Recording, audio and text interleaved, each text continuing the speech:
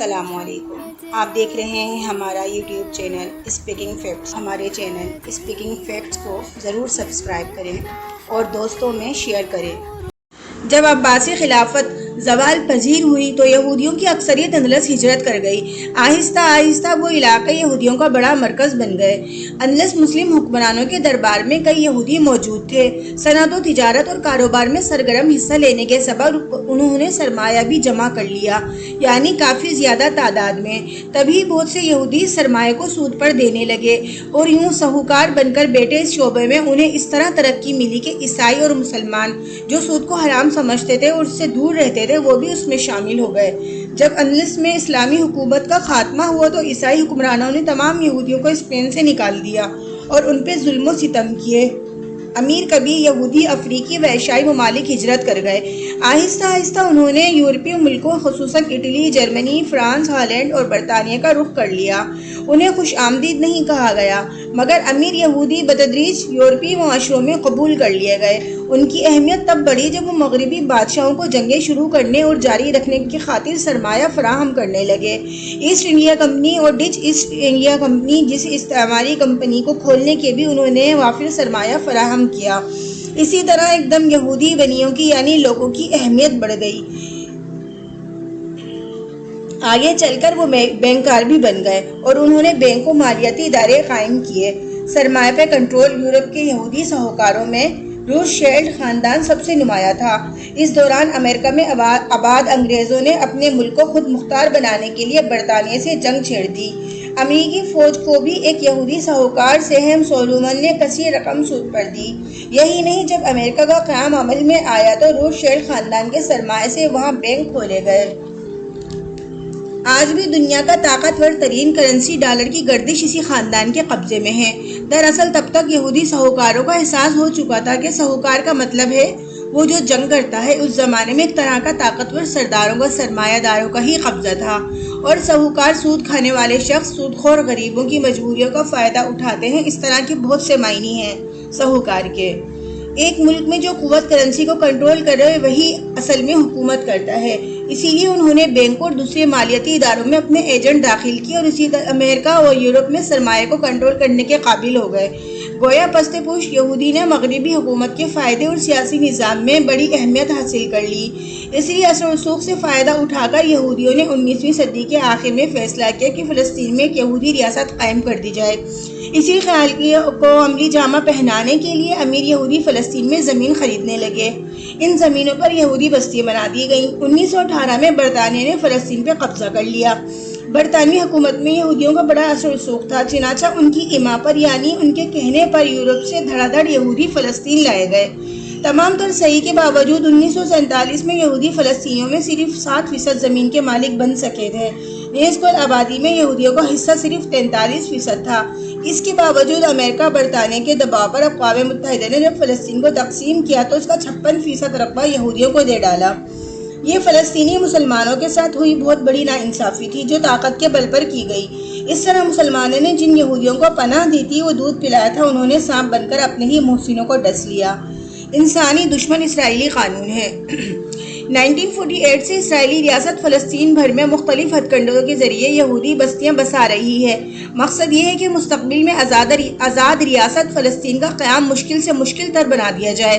اس غنڈہ گردی، قبضہ گیری اور ریاستی دہشت گردی میں امریکہ اور کئی یورپی ممالک اسرائیل کے حامی و مددگار بنے ہوئے ہیں۔ اسرائیل میں سیاستدان، فوج، افسر شاہی، عدلیہ اور میڈیا حکومت کا ہر ستون غیر اخلاقی اور غیر قانونی طریقوں سے اپنے ہم مذہبی لوگوں کی مدد کرتا ہے تاکہ وہ فلسطینی مسلمانوں کی زمین اور گھر بار چھین سکیں۔ اسرائیلی حکومت مغربی کنارے میں بھی سرعت یعنی تیزی سے یہودی بستیاں تعمیر کر رہی ہے۔ اسرائیل کا ایک قانون خصوصاً حقوق انسانی اور عالمی قوانین کے پیروں تلے کچلنے کے برابر ہے اور ظالمانہ ہے۔ قانون یہ ہے کہ کوئی بھی یہودی یہ ثابت کرنے میں کامیاب ہو جائے کہ وہ ماضی میں کسی بھی وقت فلسطین کی کسی بھی حصے میں بطور مالک یا کرایہ دار مقیم تھا تو وہ وہاں کی زمین کی ملکیت کا دعویٰ اسرائیلی عدالت میں کر سکتا ہے۔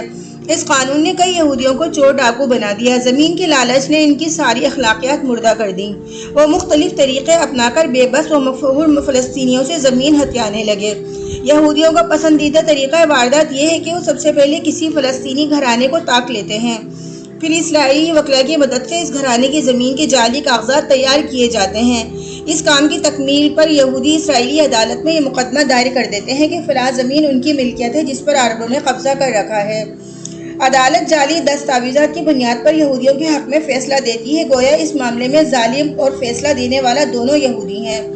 اس طریقہ واردات سے یہودی خصوصاً مشرق یروشلم دوسرے اسرائیلی شہر میں مجبور فلسطینیوں سے ہزارہ ایکڑ زمین چھین چکے ہیں اور مظلوموں کی دہائی سننے اور انہیں انصاف دینے والا کوئی نہیں۔ 93% رقبہ یعنی جگہ کی مالک حکومت خود ہے۔ ظلم پر ظلم یہ ہے کہ اسرائیل میں آباد کوئی بھی فلسطینی مسلمان اس زمین کی ملکیت کا دعویٰ نہیں کر سکتا جو کہ انہیں 1948 سے پہلے ان کی پہنچ میں تھی۔ اس طرح اسرائیلی حکمران طبقہ قانون انصاف کی دھجیاں اڑاتے ہوئے ہر ممکن طور پر فلسطینیوں کو زیادہ سے زیادہ زمینوں پر قابض ہونے کا متمنی یعنی خواہش مند ہے۔ یاد رہے 1948 کی جنگ میں اسرائیلی فوج نے ان علاقوں سے 7.5 لاکھ فلسطینی مسلمانوں کو زبردستی نکال دیا تھا جو آج اسرائیل کا حصہ ہے۔ یہ بھی واضح رہے کہ اسرائیل میں 93% رقبے کی مالک حکومت ہے، بقایا حصہ 7% زمین سے بیشتر رقبہ یہودی مذہبی تنظیموں کی ملکیت ہے۔ اسرائیلی بستے مظلوم فلسطینی اسرائیل میں بعض مقامات پر آباد ہیں۔ بستیوں میں فلسطینی مسلمانوں کی اکثریت ہے یعنی زیادہ تعداد آباد ہے۔ اسرائیلی حکومت نے مختلف اقدامات سے یہ ظلم ڈھا رکھا ہے کہ یہ بستیاں پھلنے پھولنے نہ پائیں یعنی ان کی تعداد زیادہ نہ ہو۔ ان بستیوں کے چاروں طرف یہودی بستیاں آباد کر دی گئیں۔ کچھ مسلمانوں کی بستیوں کے اطراف میں زمین نیشنل پارک قرار پا چکی ہے۔ ان تمام سرکاری پالیسیوں کا مقصد یہ ہے کہ فلسطینی مسلمانوں کی بستیاں یعنی آبادیاں بڑھ نہ سکیں اور نہ ہی خوشحال یعنی اچھی زندگی گزار سکیں۔